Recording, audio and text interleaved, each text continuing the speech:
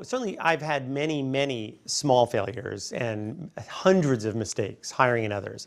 But certainly the one that was probably the most extended was when the internet collapsed in 2000. We survived, but it was ugly. And so in the beginning, we started to see it happening. I went to the company and said, we have to do a round of layoffs.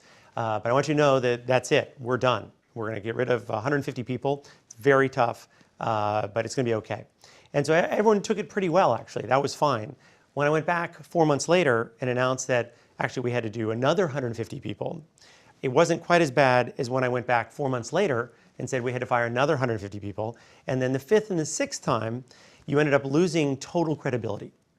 Because I had overpromised in a way. I didn't realize that. I shouldn't anticipate that it would be as bad as it got. But people just thought that I had lied to them, had misled them. And so morale took a big hit.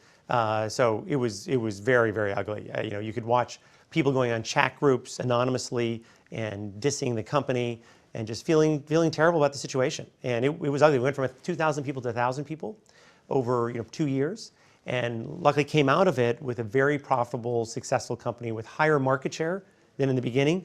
But there's no uglier way to get there than 7 rounds of layoffs. And what feels terrible about it too is when you start letting people go who are unbelievable performers. So when you're letting someone go who's not a high performer, you really rationalize and you think, this person's going to be happier somewhere else, and it's okay long term for them.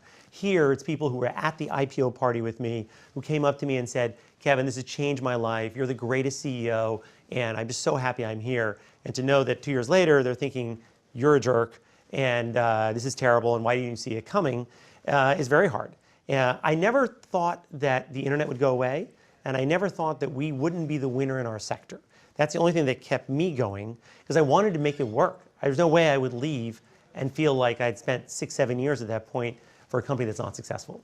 Anything there, it's not over-promising to people, because you don't know what's going to happen. I was in a meeting last week, and I just said, you know what, we don't know where this is going.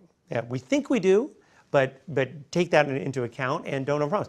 We were telling our employees that we were going to be a 10,000 employee company within a couple of years. And so we said a lot of things that came back to haunt us, mostly internally, but certainly externally as well.